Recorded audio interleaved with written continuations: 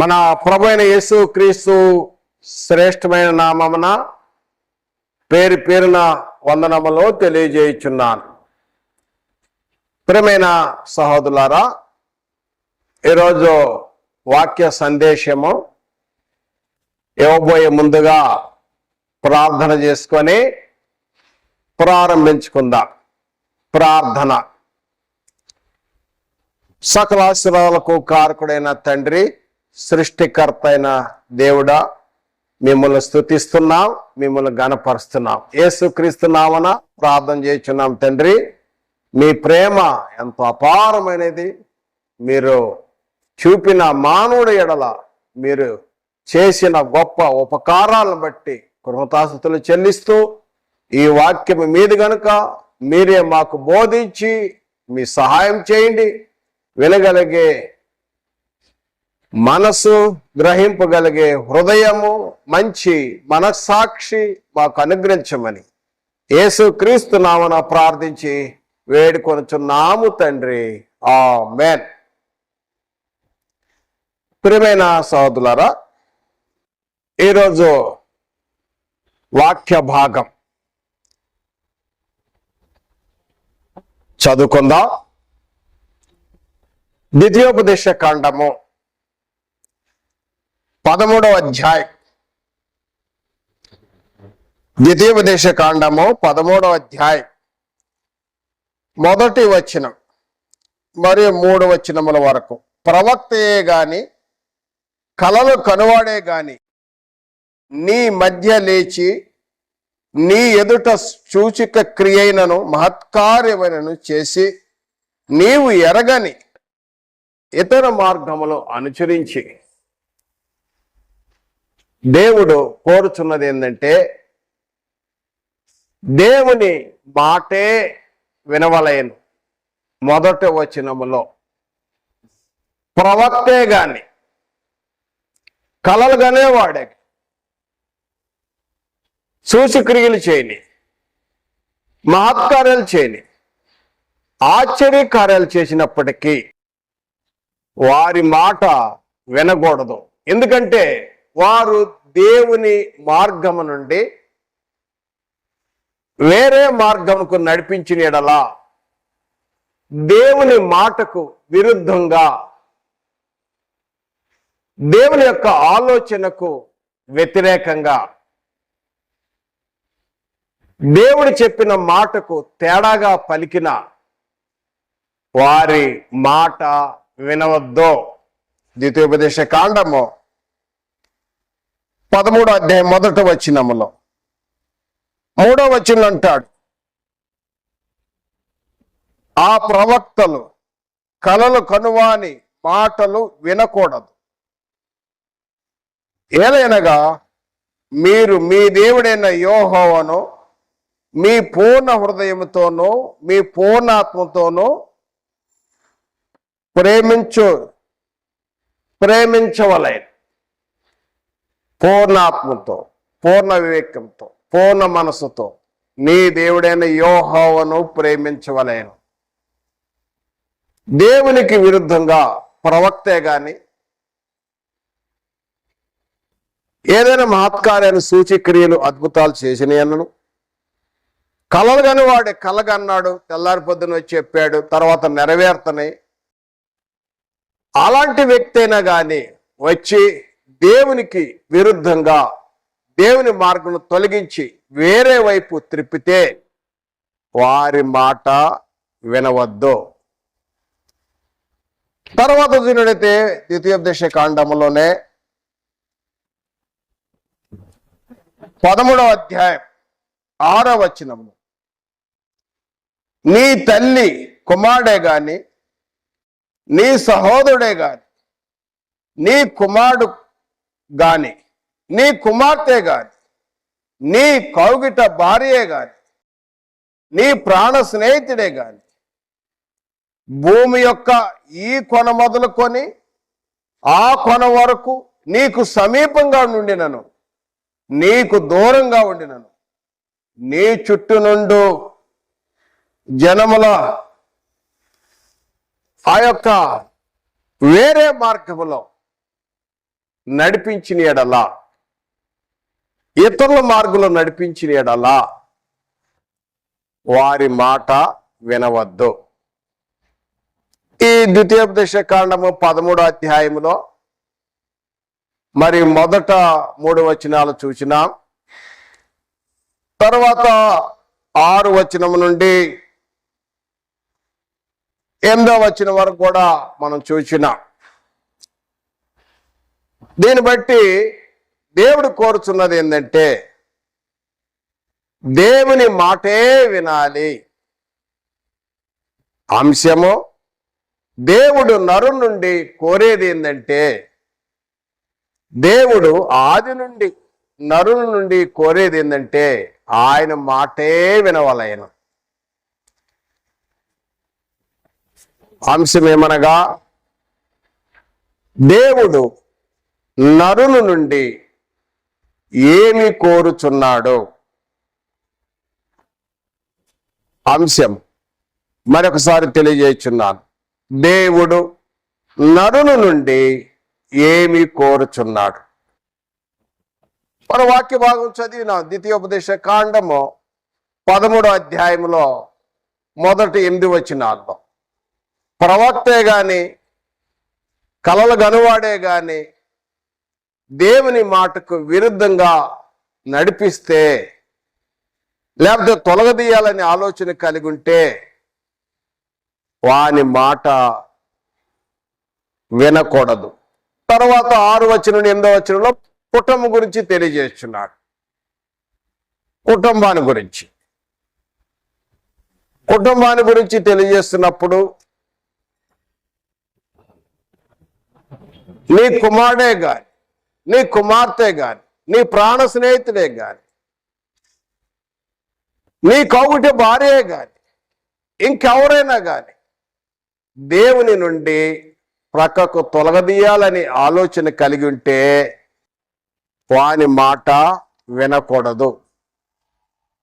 ఇది దేవుడు కోరుచున్న మొదటి విషయం. అయితే వాస్తవానికి మనం చూసినట్టయితే నా ప్రియ సహోదరులారా, దేవుడు ఆది నుండి నరును కోరే విషయంలో మనం చూస్తున్నప్పుడు ఆది కాండము 1వ అధ్యాయం 1వ వచనములో ఆది యందు దేవుడు భూమి ఆకాశములను సృజించెను. తర్వాత 26, 27 వచనంలో 1వ అధ్యాయం ఆది కాండం 1వ అధ్యాయం 26, 27 వచనం, తన స్వరూపమందు తన పోలిక దేవుని ప్రేమ చూడవచ్చు. మనం తన స్వరూపము మానవునికి ఇస్తూ, మానవునికి ఆయా స్వరూపం ఎక్కడ ఉంచాలంటే ఈ దేహం ఏర్పాటు చేశాడు. ఇందులో దేవుని ప్రేమ అన్నది. మరియు మానవునికి ఏది అవసరమో ఈ సృష్టిలో ఆది కాండం 1వ అధ్యాయంలో మనం చూస్తాం. ఆ క్రమము వెలుగు, నీరు, అదేవిధంగా భూమి మీద గడ్డి, విత్తనాలు, చెట్లు, వృక్షాలు, సూర్యచంద్ర నక్షత్రాదులు, పక్షులు, జంతువులు, సముద్ర మత్స్యములు, మృగములు, జంతువులు, వీటన్ని కూడా ఒక క్రమముగా దేవుడు సృజించాడు. ప్రతిదీ కూడా పక్షులు జీవించాలంటే భూమి మీద గడ్డి అవసరం, జంతువులు జీవించాలంటే పక్షులు, గడ్డి, వృక్ష ఫలాలు అవసరం. అదేవిధంగా వీటన్నిటికీ సూర్య చంద్ర నక్షత్రాదులు, డే అండ్ నైట్ అవసరం. అదేవిధంగా చూసినట్టయితే సముద్రంలో మత్స్యములు, జంతువులు, వీటన్ని ఏర్పాటు చేసిన తర్వాతనే మానవుణ్ణి ఈ భూగోళములో ఉంచాడు. ఈ భూగోళం చూడండి, దేవుని యొక్క ఆలోచన ఎంత గొప్పదో. మానవుని కొరకు నివాస యోగ్యముగా ఈ భూగోళంలోంచి ఈ భూగోళంను నిర్మించి సృష్టించి అందులో మానవును ఉంచాడు. తన స్వరూపం ఇచ్చాడు, మనకు ఒక దేహం ఏర్పాటు చేశాడు. మరియు చూసినట్టయితే దేవుడు ఎంత ఆలోచన అంటే మానవుని కొరకు ఆహారం, ఆదియందు నరునికి ఇచ్చిన ఆహారం మనం చూస్తున్నాం. ఆకుకూరలు, విత్తనాలు, పండ్లు, కాయగూరలు, శాకాహారాన్ని, మంచి శ్రేష్టమైన ఆహారాన్ని ఆదియందు నరునికి శాకాహారమే అనుగ్రహించాడు. పక్షుల జంతువులకు పచ్చని చెట్లని మీకు ఆహారమగునని సెలవిచ్చాడు. మరియు 2వ అధ్యాయం 15వ వచనములో ఆ ఏదైనా తోటలో ఉంచిన మానవుణ్ణి సేద్యపరచు కాయము అని చెప్పాడు. అంటే వ్యవసాయము ఒక సైనికుడిలాగా డ్యూటీ. ఈ 2 గ్రేట్ జాబ్స్, రెస్పెక్టివ్ జాబ్స్. జై జవాన్ జై కిసాన్ అనే ఒక స్లోగన్ కూడా ఉంది. కాబట్టి దేవుని యొక్క ఆలోచన ఎంత ప్రేమో చూడండి. ఎందుకంటే ఈరోజు అంశములో దేవుడు మానవు నుండి ఏమి కోరుచున్నాడో అనే విషయాన్ని తెలియజేయబోయే ముందుగా కొంత ఉపోద్ఘాతము మీకు తెలియజేస్తున్నాడు, ఇంట్రొడక్షన్ తెలియజేస్తున్నాడు.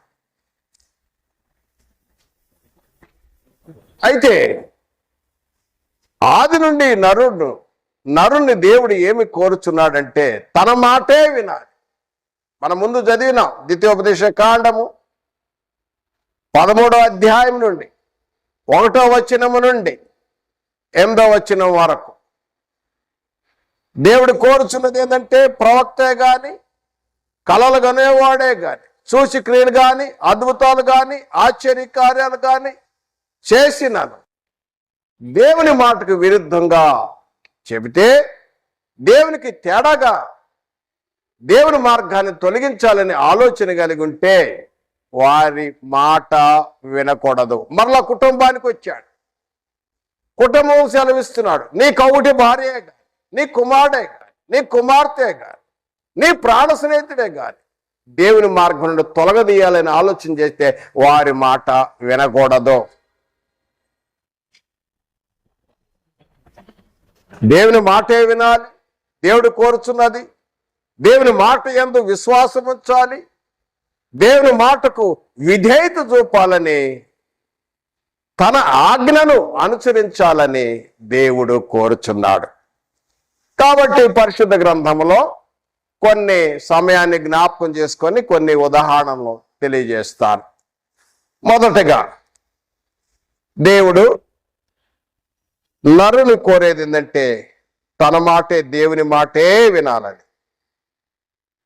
దయచేసి మనం గమనించినట్టయితే ఆది కాండము 2వ అధ్యాయం 17వ వచనములో దేవుడైన యెహోవా ఆది నరునితో తెలియజేయుచున్నది ఏంటంటే, చూడండి, ఆది నుండి దేవుడు కోరే విషయాన్ని మనం చూస్తున్నాం. అక్కడ నుండి అయితే మంచి చెడ్డను తెలివినిచ్చు వృక్ష ఫలంలో తినకూడదు, నీవు వాటిని తిని దినమున నిత్యముగా చచ్చెదవని నరునికి ఆజ్ఞాపించాను.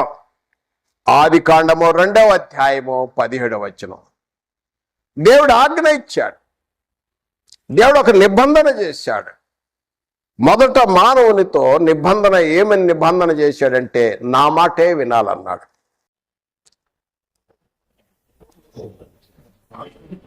తన మాటే వినాలని కోరి ఉన్నాడు.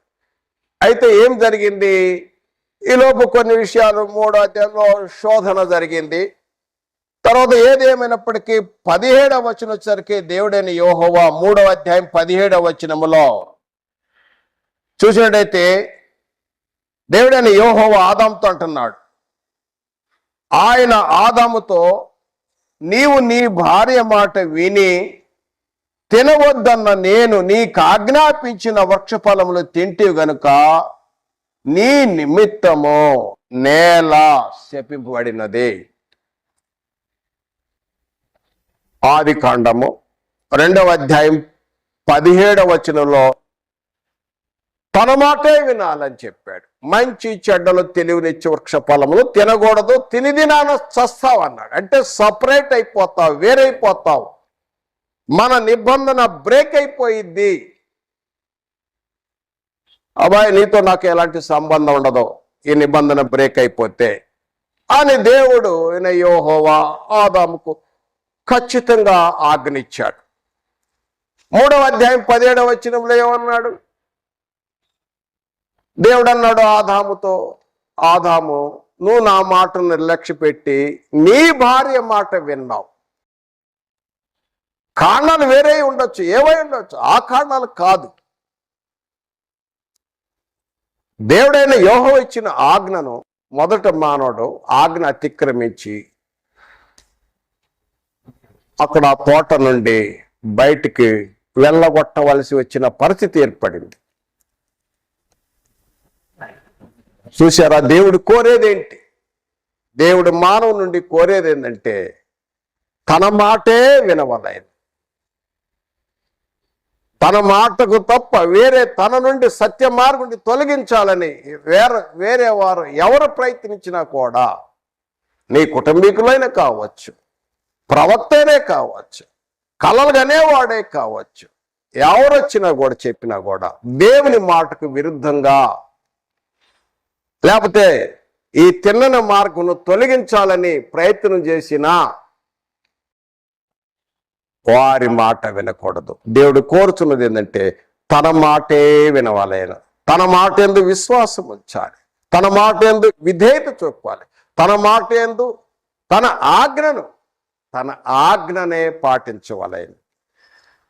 ఇప్పుడు ఒక ఉదాహరణ చూసినాం. 2వ ఉదాహరణ దయచేసి మనం చూసినట్టయితే లేవీకాండం 10వ అధ్యాయం దయచేసి గమనించండి. లేవీకాండం 10వ అధ్యాయంలో నాదాబు అబీహులు మనకు కనిపిస్తారు. 1వ అధ్యాయంలో వీరు అహరోను కుమారులు, లేవి వంశస్థులు. వీళ్ళు యాజకులు. యాజకత్వం అంటే దేవాలయం పనులు చూసుకునేవాళ్ళు, దహన బలి, ధూప వేసే కార్యక్రమాలు వీరి పనిది. ప్రత్యేక ఈ జనం, చాలా ప్రతిష్ఠింపబడిన జనం వీరు.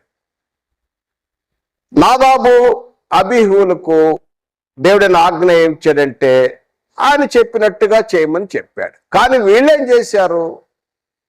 అవిధేయత చూపించారు. దేవుని మాటకు అవిధేయత, డిస్ఓబీడియన్స్ ఉండకూడదు, అవిధేయత ఉండకూడదు. నాదాబు అబీహులు ఏమనుకున్నారంటే, నాదాబు అబీహులు మేము ధూపం వేయాలి కావాలి. అరే అన్న, మనం ధూపం వేయాలి, ధూపం వేస్తేనే దేవునికి గతి కావాలి, ధూపం వేస్తేనే దేవుడు ఉనికిలో ఉంటాడు కావాలి. మనం ధూపం వేయటానికి మనకి యొక్క బాధ్యత దేవుడు మనకిచ్చాడు. తన ఆలోచన వచ్చేసింది వాళ్ళలో, మనం ధూపం వేస్తేనే దేవునికి గడిచింది కావాలి. మన ధూపం వేస్తేనే, మన ధూపం వేయాలి కదా, మన ధూపం వేయాలి కదా, మన ధూపం వేస్తేనే దేవుడు ఉనికిలో ఉంటాడు అని ఆలోచన వచ్చింది. వచ్చి వాడు ఏం చేశారు? లేవీకాండము 10వ అధ్యాయం దేవుని ఆజ్ఞకు, దేవుని మాటకు ఏ విధంగా అవిధేయత చూపించారో ఈ లేఖలో చదువుకుందాం. లేవీకాండం 10వ అధ్యాయం మొదటి 2 వచనములో చదువుతున్నాను. అహరోను కుమారులైన నాదాబు అబీహులు తమ తమ ధూపార్తులను తీసుకొని వాటిలో నిప్పులంటించి వాటి మీద ధూపద్రవ్యం వేసి యెహోవా తమకు ఆజ్ఞాపింపని వేరొక అగ్నిని ఆయన సన్నిధికి తేగా, యెహోవా సన్నిధి నుండి అగ్ని బయలుదేరి వారిని కాల్చివేసెను. వారు యెహోవా సన్నిధిని మృతి పొందిరి. నాదాబు, అబీహూలు. దేవుడైన యెహోవా ఆజ్ఞ ఇచ్చాడు, ఆయన మాట చెప్పాడు, నా మాటే విన్నాడు, నా మాటకు విధేయత చూపాలని దేవుడు కోరుతున్నాడు. కానీ వీరేం చేశారు? వేరొక అగ్ని తీసుకొచ్చారు. తమ స్వసిట్టం, తమ సొంత ఆలోచనతో అంటే దేవుడు చెప్పని, దేవుని ఆజ్ఞాపింపని వేరొక అగ్నిని ఆయన సన్నిధికి తేగా పైన. ఎందుకంటే దేవుడు దహించు అగ్ని గనుక ఆయన వచ్చేసి వారిద్దరిని ఆయన సన్నిధినే కాల్చివేశాను. దేవుడు కోరుచున్నదేంటి? దేవుడు మానవు నుండి కోరేది ఏంటంటే ఆయన మాట వినవలేను, ఆయన మాట ఎందుకు విశ్వాసం ఉంచాలి, ఆయన ఆజ్ఞకు విధేయత చూపాలి. నాదాబు, అబీహూలు వేరే ఒక అగ్ని తెప్పించి తమ ఆలోచన తలంపులతో వేరే విధంగా ఆ కార్యక్రమం చేయటం వలన పైనుండి అగ్ని వచ్చేసి వారిని కాల్చివేసిన. కానీ నాదాబు, అబీహూలు వారిలో ఆలోచన ఏముంది? మేము ధూపం వేయాలి, మేము వేస్తేనే అక్కడ జరిగిద్ది, మేము చేస్తేనే ఆలయ పనులు జరుగుతాయి, ఇలాంటి ఆలోచనలు వచ్చినాయి వాళ్ళకి. అసలు ఎందుకు ధూపం వేయాలి? ఎందుకంటే తాను బ్రతుకున్నట్లు కాదు, తాను బ్రతకాలంటే. ఎందుకంటే ఆలయం అంటే మనకి బిల్డింగ్ కాదు. ఆలయం అంటే ఒక ప్రత్యక్ష గుడారం ఉంది. ఆ ప్రత్యక్ష గుడారములో అతి పరిశుద్ధ స్థలము, తెర, పరిశుద్ధ స్థలము, ఆవరణ, అక్కడ గంగాళము, ఇవన్నీ అనేక ఉంటాయి. దహన బలి అర్పించడానికి అక్కడ ఇవన్నీ ఈ విధంగా ఆలయం. ఆ యాజకులు కరుణాపీఠం దగ్గరికి రావాలంటే వాళ్ళు ఆ ధూపార్తి తీసుకొని ఆ యొక్క ద్రవ్యాలు అగ్ని వేసినప్పుడు పొగొచ్చింది. ఆ పొగొచ్చినప్పుడు ఆ పొగ అనుకున్నప్పుడు వారు చావకుండుంటారు. చావకుండున్నట్లు ఆ ధూపం వేయమన్నాడు. అది దేవుని యొక్క ఆలోచన. చూడండి, లేవికాండం 16వ అధ్యాయం చదువుదాం. 16వ అధ్యాయం 12, 13 వచనాలు చదువుతున్నాను. లేవికాండము 16వ అధ్యాయం 12, 13 వచనం. యెహోవా సన్నిధినున్న ధూపపీఠము మీద నుండి ధూపార్తుడు నిప్పులను తన పిడికిళ్లతో పరిమళ ధూపమును తీసుకొని అడ్డు తెరలోనికి, అనగా పరిశుద్ధ స్థలం నుండి అతి పరిశుద్ధ స్థలంలోకి వాటిని తీసుకొని తాను చావకుంటున్నట్లు ఆ ధూపము మేఘం వలె శాసనం మీద ఉన్న కరుణాపీఠం మీద కమ్ముటకు యెహోవా సన్నిధిని ఆ అగ్ని మీద ధూపద్రవ్యమును వేయవలెను. ఎందుకంటే తాను చావకుంటున్నట్లు అన్నాడు. 12వ వచనములో ఆఖరి భాగంలో తాను చావకుంటున్నట్లు ఈ ధూపం వేయాలి. ఈ ధూపం వేసిన పొగొచ్చింది, ఆ కరుణాపీఠం మీద కమ్ముకుంటుంది. తాను చావకుండా బ్రతకటానికి వారి నిమిత్తమే, యాజకుల నిమిత్తమే, వారి కొరకే. కానీ నాదాబు, అబీహులు ఏమనుకున్నారంటే మేము ధూపం వేయాలి కావాలి, మేము వేస్తేనే గడిచింది, మేము ధూపం వేస్తేనే దేవుడు ఉనికిలో ఉంటాడు కావాలని ఆలోచన కలిగి ఉంది. వేరొక అగ్ని దేవటం వల్ల ఆజ్ఞ తిక్రమించాడు, అవిధేయత చూపారు, దేవుని మాట వినలేదు. ఇది 2వ ఉదాహరణ.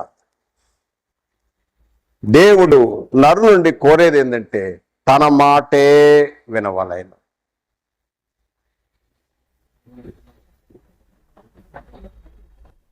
తన యందు విశ్వాసం ఉంచవాలి, తనకు విధేయత చూపవాలి. చూసినట్టయితే 3వ ఉదాహరణ జ్ఞాపకం చేస్తున్నాను. 3వ ఉదాహరణలో ప్రియమైన సహోదరులారా, 3వ ఉదాహరణ జ్ఞాపకం చేస్తున్నాను.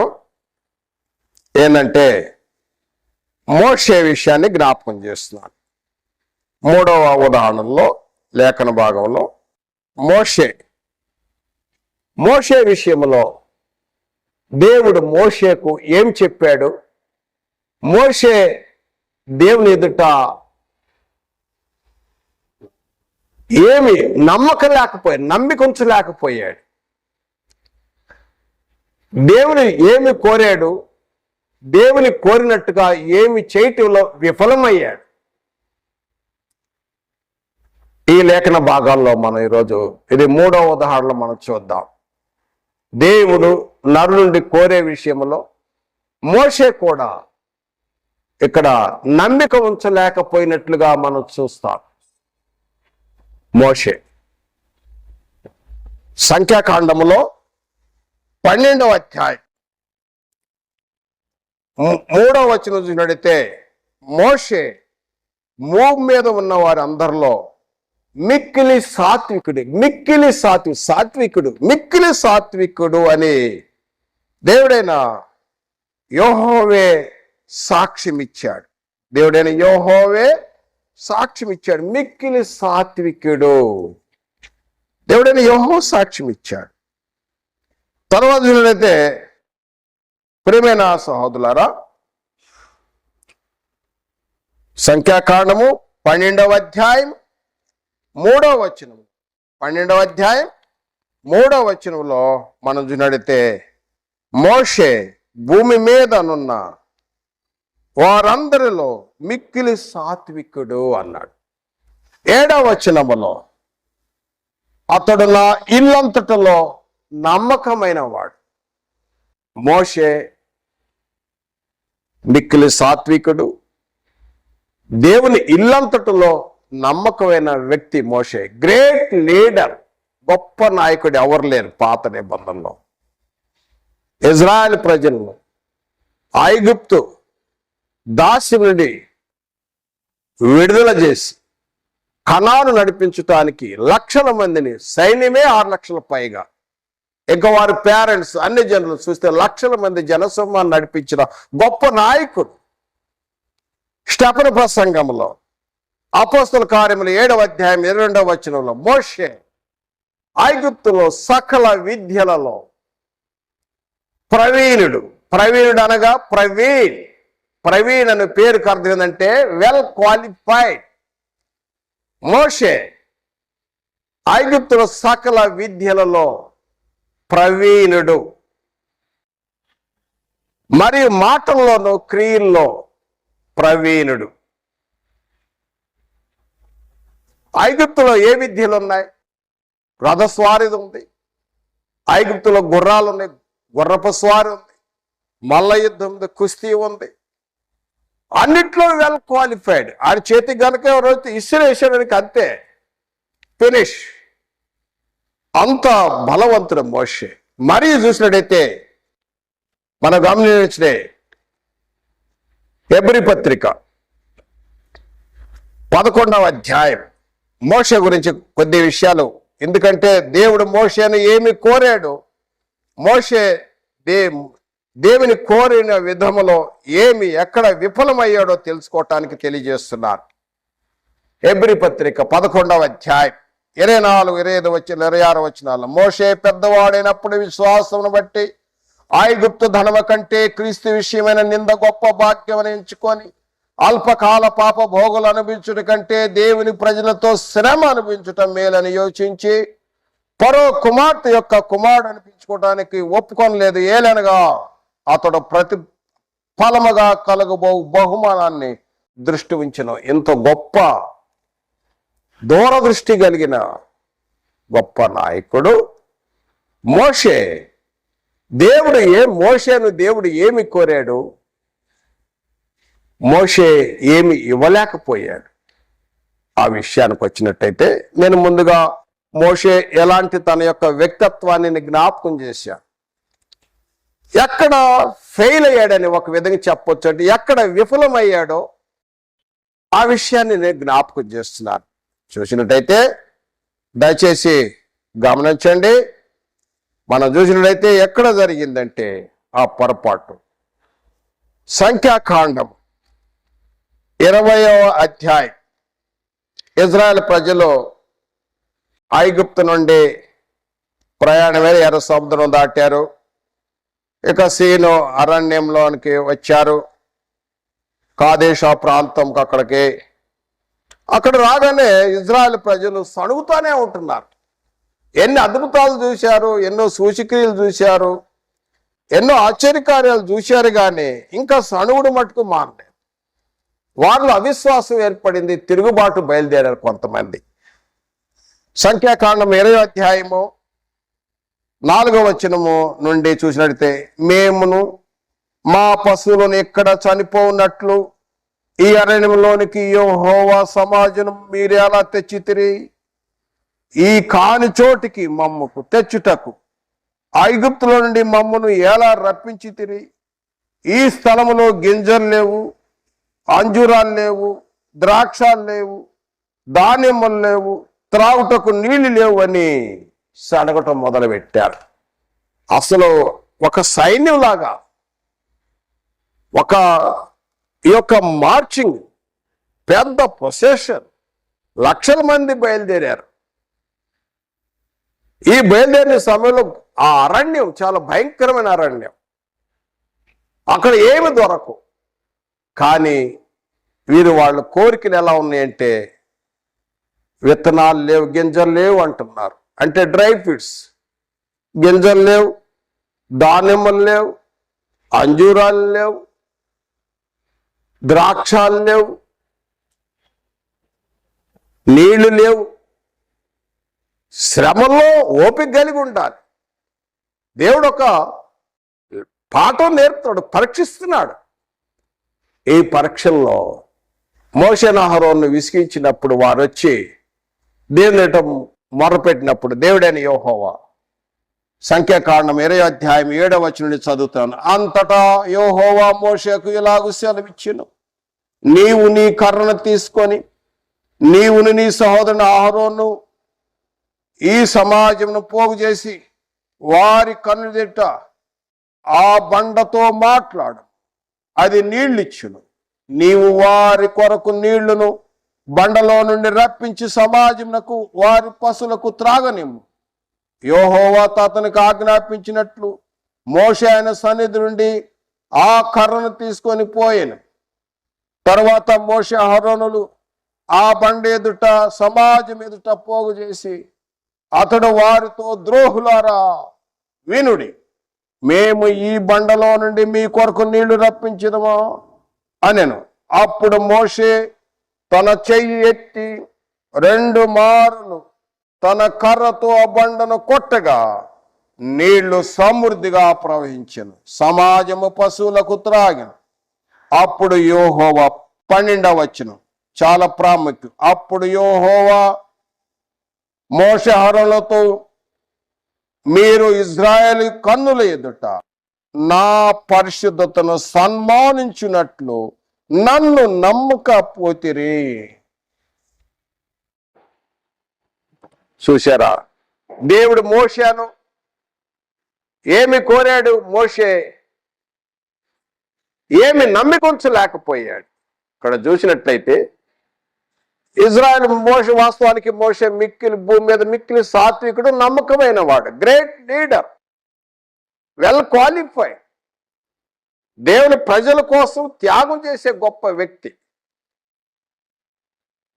అలాంటి వ్యక్తి దేవుడి కోరిన విషయంలో దేవుని పరిశుద్ధతను సన్మానించుటలో నమ్మలేకపోయాడు. దేవుడు అంటున్నాడు, ఎందుకంటే దేవుడని యెహోవా ఏం చెప్పాడు? బండతో మాట్లాడము, నీళ్ళు ఇస్తాయి అని చెప్పాడు. మోషే ఏం చేశాడు? ఆ కర్ర తీసుకున్నాడు, 2 సార్లు కొట్టాడు. వాస్తవాలు కొరింథీ రాసిన మొదటి పత్రిక 10వ అధ్యాయంలో కూడా చూసినట్లయితే ఆ బండ క్రీస్తే అంటాడు. మరి ఆ బండను కొట్టినప్పుడు నీళ్ళు వచ్చేసినాయి, త్రాగారు. కానీ దేవుడైన యెహోవా ఏమన్నాడో తెలుసా? మోషే అహరోనులతో, మోషే నీవు ఆ ప్రాంతం, కనాను ప్రాంతం, పాలు తేనె ప్రవహించే ప్రాంతం చేరవు. ఏలనగా 12వ వచనంలో, 20వ అధ్యాయం 12వ వచనంలో, ఇజ్రాయెల్ ప్రజలు ఎదుట నా పరిశుద్ధతను సన్మానించుటల్లో నమ్మిక ఉంచలేకపోయారు. మోషకి నమ్మకం లేదా? మోషే మంచి విశ్వాస వీరుడు. హెబ్రీ పత్రిక 11వ అధ్యాయంలో చూస్తాం, విశ్వాస వీరుడే. కానీ ఇక్కడ పొరపాటు పడ్డాడు. ఎందుకంటే దేవుడు కోరుచున్నది ఏంటంటే తన మాట వినాలి, తన మాటకు విధేయత చూపాలి, తన మాటకు ఆజ్ఞ ఏమిచ్చాడో అది చేయాలి. కానీ మోషే ఇక్కడ విఫలమయ్యాడు. ఇక్కడ దేవుని యొక్క పరిశుద్ధతను సన్మానించుటలో నమ్మిక ఉంచకపోవటం వలన పరలోకంలో అవమానం జరిగింది. ఎందుకంటే పరలోకంలో యెషయా గ్రంథము 6వ అధ్యాయంలో 2-3 వచనాల్లో అక్కడ శరాపులు, దూతలకు 6 రెక్కలు, 2 రెక్కలతో కళ్ళు కప్పుకొని 2 రెక్కలు కాళ్ళు కూడా కనపడకుండా 2 రెక్కలతో ఎగురుతూ వారందరూ కూడా చూసినట్లయితే పరిశుద్ధుడు పరిశుద్ధుడు పరిశుద్ధుడు పరిశుద్ధుడు ప్రతి గానాలతో నిత్యం కొనవాడుతున్న దేవుడు పరిశుద్ధుడు. యెహోవా పరిశుద్ధుడు, అతి పరిశుద్ధుడు, పరిశుద్ధుడు. ప్రకటన గ్రంథం 4వ అధ్యాయం 8వ వచనంలో కూడా చూసినట్టయితే దేవదూతలు, ప్రకటన గ్రంథం 7వ అధ్యాయంలో కూడా చూసినట్టయితే దేవదూతలను లెక్కింపజాని దేవదూతలు, కోట్ల దేవదూతలు, 4 జీవులు, 24 పెద్దలు, దేవుడు, క్రీస్తు, పరిశుద్ధాత్మ అక్కడ పరిశుద్ధుడు పరిశుద్ధుడు పరిశుద్ధుని గానాలకు కొనియాడబడే దేవుడు. ఆ దేవుని ఎదుట భూలోకములో మోషే చేసిన ఈ యొక్క అపనమ్మకం. ఎందుకంటే దేవుడైన యెహోవా సెలవు ఇచ్చాడు. ఏమనంటే నా పరిశుద్ధుడు సన్మానించుటలో నమ్మకపోయావు. నేను మాట్లాడమన్నాను, నేనేం మాట్లాడమన్నా, నువ్వేమో కొట్టావు, 2 సార్లు కొట్టావు. నేను చెప్పింది మాట్లాడమన్నాను, నువ్వైతే 2 మార్లు కొట్టావు. నా పరిశుద్ధతను సన్మానించటంలో నమ్మికుంచలేకపోయావు. అందుచేత మోషే నీవు ఆ కనాను ప్రాంతం వచ్చారు ఆజ్ఞనిచ్చేశాడు. అప్పుడే చెప్పాడు. తర్వాత అంత మాత్రమే కాదు, ఇక ఈ బాధ్యతలు నూను కుమారుడైన యెహోషువకు అప్పచెప్పు. నువ్వు టేకింగ్ ఓవర్ చేశాను, నీ బాధ్యతలు అప్పచెప్పు అతనికి అని చెప్పేశాడు. అప్పుడు మోషే ఎంత బాధపడతాడో చూడండి. ఇక యోర్దాను నది దాటితే కనాను ప్రాంతమే.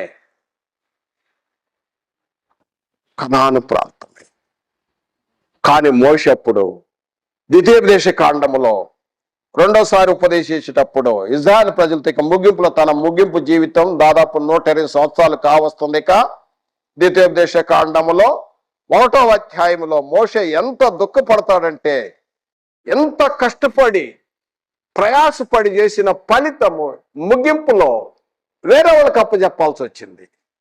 యెహోషువకు అప్పచెప్పాల్సి వచ్చింది. యెహోషువకు ఎందుకు అప్పచెప్పాలి?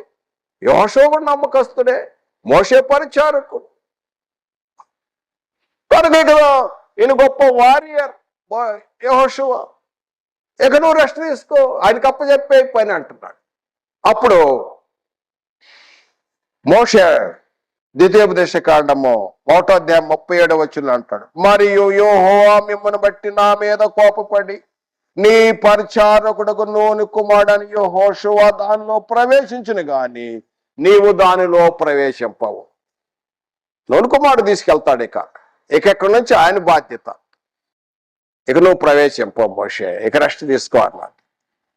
మరలా ప్రయత్నించాడు. ద్వితీయోపదేశ కాండములో 3వ అధ్యాయములో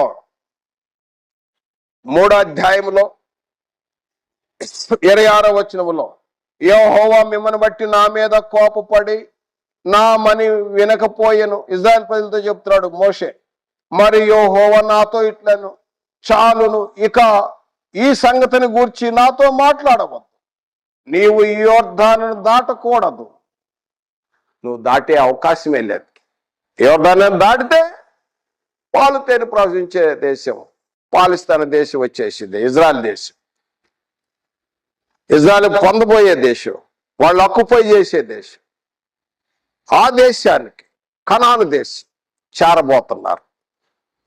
అప్పుడు మోషే ఎంత బాధపడతాడు చూడండి, ఎంత బాధపడ్డాడో.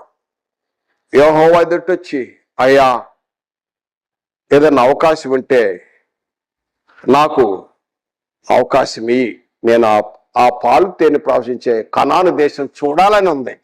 మోషే నేను చెప్పాను, ఇక చాలు, స్టాప్ ఇట్, మాటి మాటికి ఎత్తొద్ది, ఇక స్టాప్ ఇట్, మరలా రిక్వెస్ట్ చేయద్దు, ఇక ఆపేసే అన్నాడు. మాటి మాటికి మాట్లాడొద్దాను. మళ్ళా చదువుతాను చూడండి, దేవుడైన యెహోవా ఏమన్నాడు, మరి యెహోవా నాతో ఇట్లా, నేను చాలును, ఇకను ఈ సంగతిని గూర్చి నాతో మాట్లాడవద్దు. అప్పుడు మోషే ఎంత దుఃఖపడ్డాడు ఒక్కసారి ఆలోచించేయండి. కావాలంటే ఆ ప్రాంతం చూడాలందా, ఆ పిస్కా కొండెక్కు, ఆ మోయాబ్ మైదానంలో ఉంది, ఆ పిస్కా కొండెక్కి ఆ నెబో శిఖరానికి పైకి వెళ్ళి అక్కడ నుండి తూర్పు, ఉత్తరము, దక్షిణము, ఆ ప్రాంతాల పడమర ప్రాంతాలన్నీ చూడు, అక్కడ పోయి చూడు. అంతేగాని ఈ యోర్దాన్ నది దాటడానికి నీకు వీల్లేదు, నువ్వు ఇక్కడే రెస్ట్ తీసుకుంటావు అని చెప్పేశాను. ఇది మూడవ ఉదాహరణ.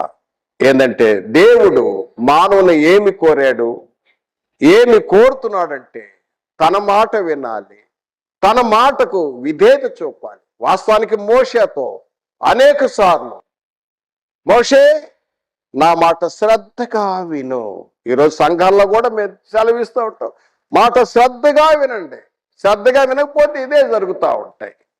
మార్కు సువార్త 4:24 కూడా యేసు ప్రభు వారు తెలియజేస్తాడు, మీరు ఎలా వింటున్నారో జాగ్రత్త అంటాడు. వినేటప్పుడు చాలా జాగ్రత్తగా వినాలి. దేవుడు కోరినదేనే, ఆయన మాట వినాలి, ఆయన మాట వినాలి, ఆయన మాట ఎందుకు విశ్వాసం ఉంచాలి, ఆయన మాటకు విధేయత చూపాలి, ఆయన మాటకు నందు విశ్వాసం ఉంచాలి. మోషే విశ్వాసం లేదా, విశ్వాసం వీరుడే, కానీ ఇక్కడ పొరపాటు పడ్డాడు. ఎందుకంటే అక్కడ ఏం జరిగిందంటే, మీరు నన్ను కోపగించారు, నేను మీ మీద కోపపడ్డాను, దేవుడు నా మీద కోపపడ్డాడు, నేను పొరపాటు చేశాను, దేవుని పరిశుద్ధతను నమ్మికొచ్చలేకపోయాను. మోషే నువ్వు మాట్లాడు అంటే నేను 2 మార్లు కొట్టాను. ఇది జరిగింది మోషే విషయం. దయచేసి చూడండి, ఆది నరుడు, ఆది మానవుడు దేవుని మాట వెనక భార్య మాట విన్నాడు. మొదటి ఉదాహరణ. రెండవ ఉదాహరణ, నాదాబు అబీహులు తమ దూపార్తులు వేయటంలో తమ స్వచిత్తం, సొంత ఆలోచనతో దేవుడు చెప్పిన ఆజ్ఞను అతిమించి అవిధేయత చూపించారు. అవిధేయత. తర్వాత చూడితే మోషే నమ్మిక, దేవుని యొక్క పరిశుద్ధతను సన్మానించుటలో నమ్మిక ఉంచకపోవటం వలన పరలోకంలో ప్రభావం కలిగింది, అక్కడ ప్రభావం కలిగింది. ఓ మోషే ఏ నమ్మిక ఉంచలేకపోయాడా అనే ఆలోచన పరలోకంలో వచ్చేసింది. పరలోకంలో వాస్తవం అక్కడ అవమానం జరిగినట్టుగా ఉన్నది. అందుకనే దేవుడే నాకు ఎంత రిక్వెస్ట్ చేశాడు మోషే, రిక్వెస్ట్ చేసిన చేరలేకపోయాడు. సౌలు విషయానికి వస్తున్నాను, సమయాన్ని జ్ఞాపకం చేసుకొని. సౌలు విషయాన్ని చూసినట్టయితే, మరి సౌలు ఇజ్రాయెల్ ప్రజల మొదటి రాజు. ఇజ్రాయెల్ ప్రజలు కోరారు, మాకు రాజు కావాలని. వారు మరి రాజుగా సౌలు మొదటి రాజుగా ఉన్నాడు. అయితే మరి దేవుడు సౌలును ఏమి కోరాడు, సౌలు ఎక్కడ విఫలమయ్యాడు. ఈ యొక్క దృష్టాంతాన్ని కూడా మనం చూద్దాం. ప్రియమైన సహోదరులారా, సౌలు విషయానికి వచ్చినట్టయితే ద్వితీయోపదేశ కాండములో మనం చూస్తాం, దేవుడు మానవుల నుండి ఏమి కోరుతున్నాడు అంటే, సౌలు రాజును ఏమి కోరాడంటే తన ధర్మశాస్త్రాన్ని గౌరవించాలి. ఆ ధర్మశాస్త్రం, రాజ్యాంగ చట్టం ఇజ్రాయెల్ ప్రజలకు, పాత నిబంధనలో ఇజ్రాయెల్ ప్రజలకు ధర్మశాస్త్రము రాజ్యాంగ చట్టం. ఈ రాజ్యాంగ చట్టాన్ని సౌలు గౌరవించాలి, కానీ సౌలు ఆజ్ఞ అతిక్రమించాడు. నేటి క్రొత్త నిబంధనలో మనకు క్రొత్త నిబంధన, నేటి క్రైస్తవులకు రాజ్యాంగ చట్టం ఏంటంటే క్రొత్త నిబంధన. పాత నిబంధనలో ఇజ్రాయెల్ ప్రజలకు ధర్మశాస్త్రం అయితే, ఇక్కడ చూస్తున్నాం చూసినట్టయితే సౌలు ఏ విధంగా ఆజ్ఞ అతిక్రమించాడో మనం చూస్తున్నాం. ద్వితీయోపదేశ కాండము 25వ అధ్యాయం 20వ అధ్యాయం. ఇక్కడ ఏం జరిగిందంటే, ఇజ్రాయెల్ ప్రజలు ప్రయాణిస్తున్నప్పుడు లక్షల మంది ప్రయాణిస్తున్నప్పుడు ఏం జరిగిందంటే, అక్కడ అమాలేకులు ఉన్నారు. వారెవరంటే పాపాత్ములను రాయబడింది. ఈ సాతాను సంబంధ ప్రేరేతులు, దానికి సంబంధించిన వారు. మీరేం చేశారంటే, దేవుని యొక్క ఆజ్ఞకు దేవుని ప్రజలు అనేది భయం లేకుండా ఏం చేశారంటే, ఇజ్రాయెల్ ప్రజలు లక్షల మంది ప్రయాణిస్తుంటే ఆ వెనకున్న బలహీనులను, ఎందుకంటే ముందెవరు ఉంటారు, యుద్ధ వీరులు ఉంటారు, తర్వాత యాజకులు ఉంటారు, ఈ చుట్టూ సైన్యం ముందు మార్చింగ్ అవుతుంది. ఇది పెద్ద ప్రొసెషన్. ఈ ప్రొసెషన్లో పెద్ద కాన్వాయ్ సైనికులు లక్షల మంది వెళ్తున్నారు.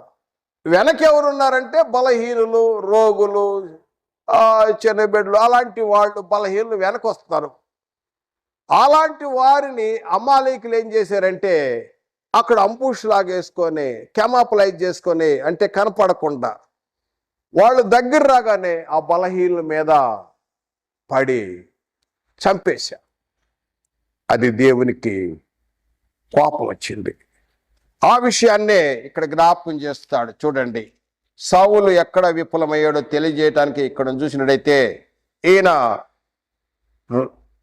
ధర్మశాస్త్రాన్ని చదవలేదు, ధర్మశాస్త్ర రాజ్యాంగ చట్టాన్ని గౌరవించలేకపోయాడు. అందుచేత చదవలేకపోవటం వల్ల ఇక్కడ పొరపాటు జరిగిపోయింది. ఏంటంటే, ద్వితీయోపదేశ కాండము 25వ అధ్యాయంలో 17వ వచనం నుంచి చదువుతున్నాను. దేవుడైన యెహోవా సెలవిచ్చున్న మాట ఇది: మీరు ఐగుప్తులో నుండి వచ్చుచుండగా మార్గమున అమాలేకులు నీకు చేసిన దానిని జ్ఞాపకం చేసుకొనము. అతడు దేవునికి భయపడక మార్గములకు ఎదురుగా వచ్చి నీవు ప్రయాసపడి అలసి ఉన్నప్పుడు నీ వారిలో వెనకనున్న బలహీనులు అందరినీ హతము చేశాను. కాబట్టి నీవు స్వాధీనపరుచుకున్నట్లు నీ దేవుడైన యెహోవా స్వాస్థ్యం నీకు ఇచ్చిన దేశములో చుట్టుపక్కలున్న నీ సమస్త శత్రువులను లేకుండా చేసి నీ దేవుడైన యెహోవా నీకు విశ్రాంతి దయచేసిన తర్వాత ఆకాశము కింద అమాలేకుల పేరు తుడిచివేయవలెను. ఇది మర్చిపోవద్దు. Don't forget. అమాలేకులు తుడిచేయాలి. మీరు ఎప్పుడైతే కనాను ప్రాంతం చేరుకుంటారో, పాలు తేనె ప్రాంతం చేరుకుంటారు, మీ చుట్టుపక్కల శత్రువులు ఎవరు ఉండరు, అప్పుడు అమాలేకులు తుడిచేయాలి. అంత మాత్రమే కాదు, ఇది ధర్మశాస్త్ర గ్రంథములో రాసించమని దేవుడైన యెహోవా మోషేకు ఆజ్ఞాపించాడు. అది కూడా చదువుదాం. నిర్గమకాండము 17వ అధ్యాయములో 14వ వచనంలో చూసినట్టయితే, 17వ అధ్యాయము 14వ వచనంలో చూసినట్టయితే దేవుడైన యెహోవా మోషేకు సెలవిచ్చినది ఏంటంటే, ఈ ఘటన జరిగిందే, ఈ మార్గంలో అమాలేకులు చేశారే, ఆ పనిని గ్రంథంలో రాసించమని చెప్పాడు. నిర్గమకాండము 17వ అధ్యాయం 14వ వచనం. అప్పుడు యెహోవా మోషేతో ఇట్లా నేను అమాలేకులని పేరు ఆకాశం ఉండకుండా బొత్తిగా తుడిచివేదును గనుక జ్ఞాపకార్థంగా గ్రంథంలో దీన్ని వ్రాసి యెహోషువకు వినిపించుము. గ్రంథంలో రాయమని చెప్పేసి దేవుడైన యెహోవా చెప్పాడు, ధర్మశాస్త్ర గ్రంథంలో రాసించాడు. ఇప్పుడు సౌలు ఏం చేశాడు? గ్రంథంలో చదవలేదు. అమాలేకుల విషయంలో తుడిచేయాలి. ఎందుకంటే వీరు పాపాత్ములు ఒక సందర్భంలో, అంటే దేవుని ప్రజలకు విరుద్ధంగా నడుచుకున్నారు. కీర్తన 147 కీర్తనలో 20వ వచనంలో ఏ జనమునకు ఇలాగు చేసి ఉండలేదు. ఇజ్రాయెల్ ప్రజలు ఎన్నుకొని దేవుడైన యెహోవా ఆ ఇజ్రాయెల్ ప్రజల్లో మార్చింగ్లో ప్రయాణిస్తున్నప్పుడు అమాలేకులు చేసింది గుర్తుంచుకొని గ్రంథంలో రాసించి వారిని నిర్మూలన చేయమని ఇది దేవుని యొక్క ఆజ్ఞ. అయితే సౌలుకు అవకాశం దొరికింది మొదటి రాజుగా. సమూయేలు ద్వారా ఆజ్ఞ వచ్చింది. మొదటి సమూయేలు గ్రంథము ఇది 4వ ఉదాహరణ చూస్తున్నాము. దేవుడు మానవు నుండి ఏమి కోరుతున్నాడు అనే విషయాన్ని చూస్తున్నప్పుడు దేవుడు కోరేది ఏంటంటే ఆయన మాట వినాలి, ఆయన మాట యందు విశ్వాసం ఉంచాలి, ఆయన మాటకు విధేయత చూపాలి, ఆయన ఆజ్ఞను అనుసరించాలి. దేవుడు కోరుచున్నది ఇది. 4వ దృష్టాంతంలో మనం చూసినట్టయితే మొదటి సమూయేలు గ్రంథం 15వ అధ్యాయంలో మరి ఇక్కడ 15వ అధ్యాయం మొదటి నుండి చదువుతాను. ఒకానొక దినమున సమూయేలు సౌలును పిలిచి, యెహోవా ఇశ్రాయేలుకు తన జనుల మీద నిన్ను రాజుగా అభిషేకించుటకై నిన్ను పంపిను. యెహోవా మాట వినము, యెహోవా మాట వినము. సైనికులకు యెహోవా సెలవిచ్చినదేమనగా, అమాలేకులు ఇజ్రాయేలుకు చేసినది మీకు ఇంతకుముందు జ్ఞాపకం చేసి వాళ్ళు ఏం చేశారు జ్ఞాపకమే. వారు ఐగుప్తులో నుండి రాగా అమాలేకులు వారికి విరోధులై మార్గున వారి మీదకు వచ్చిరు గనుక, కాబట్టి నీవు పోయి కనికరింపక అమాలేకులను హతము చేయించు. పురుషులనేమి, స్త్రీలనేమి, బాలులనేమి, పసిపిల్లలనేమి, ఎద్దులేమి, గొర్రెలనేమి, ఒంటెలేమి, గాడిదములేమి అంటే గాడిదలేమి అన్నిటినీ హతము చేసి వారికి కలిగినదేది బొత్తిగా పాడు చేసి అమాలేకులు నిర్మూలము చేయమని దేవుడైన యెహోవా సమూయేలు ప్రవక్త ద్వారా సౌలుకు ఆజ్ఞించినప్పుడు మరి సౌలు ఏం చేశాడు? సౌలు ఏం చేశాడంటే చూసినట్టయితే 7వ వచనం నుండి చదువుతున్నాను. తర్వాత సౌలు అమాలేకులను హవీలా నుండి ఐగుప్తు దేశం మార్గమునున్న షూరు వరకు తరిమి హతము చేసి అమాలేకులే రాజు అయిన అగగును ప్రాణంతో పట్టుకొని జనులందరిని కత్తి చేత నిర్మూలం చేశాను.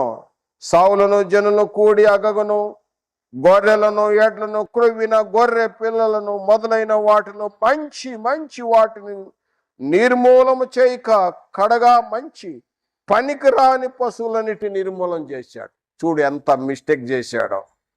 దేవుని యొక్క ఆజ్ఞను, దేవుని యొక్క మాటను 15వ అధ్యాయం మొదటి వచనంలో చూసినాం. ఆయన మాట విను అన్నాడు. ఆయన ఆజ్ఞను వినాలి. సౌలు ఏం చేశాడంటే ఇజ్రాయెల్ రాజు ఒకటి ధర్మశాస్త్రం సరిగా చదవలేదు, నిర్లక్ష్య పెట్టాడు. రాజ్యాంగ చట్టాన్ని నిర్లక్ష్య పెట్టి దేవుడిచ్చిన ఆజ్ఞకు విరుద్ధంగా, దేవుని మాటకు వ్యతిరేకంగా ఏం చేశాడంటే తనకు నచ్చని వాటిని అన్నింటినీ చంపేశాడు, నచ్చిన వాటిని ఉంచేసుకున్నాడు. అంటే అక్కడ ఏం జరిగింది? అగగు రాజు ఉన్నాడు. రాజును రెడ్ హ్యాండ్కి పట్టుకున్నాడు. ఒక శత్రు రాజును పట్టుకున్నాడు రెడ్ హ్యాండ్. ఈ రాజుకి గొప్ప పేరు ప్రఖ్యాతులు, రెడ్ హ్యాండ్ పట్టుకొచ్చాడు అనేది ఒకటి. రెండవది ఆ గొర్రెలు, అదేవిధంగా ఎడ్లు, ఆ పశు సంపద రాజులు కూడా ఉంటాయి, తనలో కలుపుకోవచ్చు. ఇంకోటి ఏంటంటే ఇవి ఉపయోగపడతాయి. బాగా కొవ్విని, బాగా బలిసి ఉన్న గొర్రెలు, ఎడ్లు అక్కడ మనం విందు చేసుకుందాం కదా అని అనుకొని అక్కడ నుంచి ఏదైతే నిర్మూలం చేయమని దేవుడు అయిన యెహోవా ఆజ్ఞాపించాడో వాటిని తీసుకొని రావటం వల్ల వెంటనే దేవుడైన యెహోవా సమూయేలుతో సెలవిచ్చాడు. 10వ వచనంలో 10వ వచనంలో అన్నాడు, ఏమి సౌలా ఏం చేశావు అని సమూయేలుని అడిగితే సౌలు అంటాడు, I have performed the commandment of God అన్నాడు. నేను దేవుడు ఏది చెప్పానో అది అంతా నెరవేర్చని ఫినిష్ అన్నాడు. ఎక్కడ ఏమి చేశావు నువ్వు? ఆ గొర్రెల అరుపులేంటి, ఆ ఎడ్లు రంకెలేంటి, ఇంటికి తీసుకొచ్చావు? 15వ వచనంలో అంటాడు, 15:15 మొదటి సమూయేలు గ్రంథం. ఆయా వాళ్ళు ఒత్తిడి చేశారు. వాళ్ళు ఈ గొర్రెలు ఇవన్నీ ఈ ఎడ్లు మనం అక్కడ పోయి మనం దహన బలి దగ్గర బల్లర్పించుకుందాం, అక్కడ దావత్ చేసుకుందాం అని చెప్పారు. ఆ మాటలో నో, నువ్వు పని చేయలేదు, డిసొబీడియంట్, అవిధేయత చూపించావు, దేవుని ఆజ్ఞ అతిక్రమించావు, దేవుని మాట నువ్వు వినలేదు. నేను అంతకుముందు కూడా చూసి అక్కడ దహన బలి నేను రాకముందే నువ్వే చేశావు. ఆ రోజు నన్ను అవమానపరిచావు, దేవుడైన యెహోవాను అవమానపరిచావు. కాబట్టి సౌలు, నువ్వు చేసింది కరెక్ట్ కాదు. నువ్వు అంటున్నావు I have performed the commandment of God అంటున్నావు. నేను పని క్యారీడ్ అవుట్ చేశాను అంటున్నావు, నువ్వు చేయలేదు.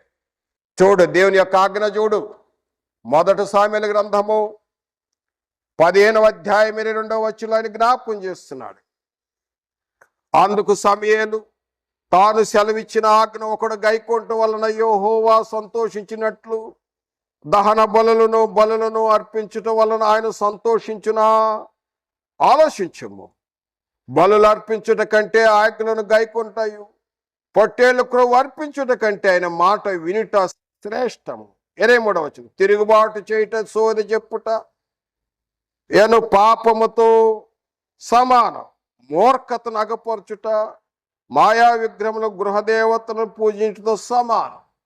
నువ్వు మూర్ఖత చూపించావు, నువ్వు అవిధేయత చూపించావు, నువ్వు తిరుగుబాటు చేశావు, దేవుని మాట వినలేదు, దేవుని ఆజ్ఞను అనుసరించలేదు, నువ్వు ధర్మశాస్త్రాన్ని ఆ రాజ్యాంగ చట్టాన్ని నువ్వు గౌరవించలేదు. కాబట్టి ఈ రోజు నుండి అయిపోతుంది. నీకంటే ఉత్తముడైన వాడు నీ పొరుగువాడిని దేవుడు ఎన్నుకున్నాడని 15వ అధ్యాయం 8వ వచనంలో సెలవిచ్చిన తర్వాత 1 సామెల గ్రంథము 16వ అధ్యాయం 13వ వచనంలో దావీదును పిలిచి ఆ కొమ్ములో నూనె పోసి దావీదును అభిషేకించాడు. దేవుని ఆత్మ దావీదు మీదకి వచ్చింది. 14వ వచనంలో 16-14లో 1 సామెల గ్రంథం 16వ అధ్యాయం 14వ వచనం నడితే యెహోవా ఆత్మ సౌలును విడిచిపోయి యెహోవా యొద్ద నుండి దురాత్మ వచ్చి, చూడండి ఏం జరిగిపోయిందో. దేవుని మాట వినకపోతే, దేవుని నుండి తొలగిపోతే, దేవునికి దూరం అయిపోతే దేవుని ఆత్మ తొలగిపోయి ఇప్పుడు సౌలు మీద ఏ ఆత్మ వచ్చింది? దురాత్మ వచ్చింది. దేవుడు కోరేది ఏదంటే ఇక్కడ సౌలు ఈ విధంగా ఆయన ఏం చేశాడు? సౌలు తనకు నచ్చిని ఉంచుకున్నాడు, నచ్చని చంపేశాడు. ఈ రోజుల్లో కూడా క్రైస్తవులు అలాగే చేస్తూ ఉంటారు. తమకు నచ్చినవి ఉంచుకుంటారు, నచ్చని వదిలేస్తారు. ఉదాహరణకు ఏంటంటే క్రీస్తు కొత్త నిబంధనలో క్రొత్త నిబంధన మనకు చట్టం. క్రొత్త నిబంధన మనకు చట్టం. వాస్తవానికి మనం భారతదేశంలో జీవిస్తున్నాక మనం భారతదేశ రాజ్యాంగ చట్టాన్ని గౌరవించాలి. భారత రాజ్యాంగ చట్టాన్ని గౌరవించాలని మన లేఖనం అధికారుల కొరకు, దేశం కొరకు, ప్రజల కొరకు, అందరి కొరకు ప్రార్థన చేయమని మన క్రొత్త నిబంధనలో ఆజ్ఞ ఉన్నది. మనకు క్రైస్తవులకు క్రొత్త నిబంధన ఈ చట్టం అయితే ఈ చట్టంలో నివసిస్తున్నప్పుడు సౌలులాగా చేయకూడదు. సౌలు ఏం చేశాడు? తనకు నచ్చని చంపేశాడు, నచ్చిని మిగిలించుకున్నాడు. క్రైస్తవులు కూడా అలా ఉండకూడదు. ఎందుకంటే వ్యభిచారం నచ్చలేదు, వ్యభిచారం వదిలేశాడు. అబద్ధాలు నచ్చలేదు, అబద్ధాన్ని వదిలేశాడు. ఆ ధనంకి వచ్చేసరికి ఆ ధనం కావాలి, ధనం ఉంచుకుంటున్నాడు. కనుక కొలసీ పత్రికలో ప్రియమైన సహోదరుడా, నేను చదివితే ముగింపులోకి వస్తున్నాను. కొలసీలు రాసిన పత్రికలో పౌలు గారు జ్ఞాపకం చేస్తున్నాడు, అన్నిటినీ చంపేయాలంట. అది శరీర సంబంధం అయితే ఇది ఆత్మ సంబంధమైన విషయం. ఈ ఆత్మ సంబంధమైన క్రొత్త నిబంధన ఆత్మ సంబంధం అనేది కొలసీ పత్రిక 3వ అధ్యాయము 5వ వచనములు, కావున భూమి మీద మీ అవయములు భూమి మీద ఉన్న మీ అవయములు అనగా జారత్వము, అపవిత్రత, కామాతృత, దురాశను, విగ్రహారాధన, ధనాపేక్ష. ఈ ధనాపేక్ష అంటే లోభత్వము. దీన్ని చంపివేయండి అన్నాడు. వీటిని చంపేయాలి. మరి ఈ రోజుల్లో ఏం జరుగుతుందంటే, ఎక్కువ చూసినట్టయితే భూమి మీద ఉన్న మీ అవయములు అనగా జారత్వము, అపవిత్రత, కామాతృత, వీటిని చంపేశాడు. కానీ దురాశను చంపట్లేదు. తర్వాత నాకు దానికి నచ్చింది ఏంటంటే డబ్బు కావాలి. ఈ లోభత్వం, డబ్బు తనకే కావాలి, పోగు చేసుకునే కార్యక్రమం. దురాశతో మోసం చేసి పోగు చేసుకునే కార్యక్రమం. వాస్తవానికి దీన్ని కూడా చంపేయాలి. క్రైస్తవులు చంపేయాల్సిన విషయం. ఇది ఆత్మ సంబంధమైన విషయం. పాత నిబంధన భౌతిక సంబంధమైన విషయం. పాత నిబంధనలో ధర్మశాస్త్రము, రాజ్యాంగ చట్టం. క్రొత్త నిబంధనలో క్రొత్త నిబంధన, క్రైస్తవ క్రొత్త నిబంధన చట్టం. కాబట్టి ప్రియమైన సహోదరులారా, మరి ఈరోజు వాక్య భాగంలో అంశం ఎవరేం చెప్పినా కూడా ప్రవక్తే కానీ, కళ్ళగనేవాడే కానీ, నీ భార్యే కానీ, నీ కౌగుటి భార్యే కానీ, నీ కౌగుటి భార్యే కానీ, నీ కుమారుడే కానీ, నీ కుమార్తె కానీ, నీ ప్రాణ స్నేహితుడే కానీ, ఎవరైనా వచ్చి నిన్ను దేవుని సన్నిధి నుండి పక్కకు తొలగించాలంటే వారి మాట వినకూడదు. దేవుడు కోరుతున్నది ఏంటంటే తన మాటే, దేవుని మాటే వినవాలని. మొట్టమొదటగా ఆది మానవుడైన, ఆది నరుడైన నరుడు ఆదా దేవుడు చెప్పిన మాటను పక్కన పెట్టి భార్య చెప్పిన మాటిని, తన స్థానాన్ని, ప్లేస్ను పోగొట్టుకున్నాడు.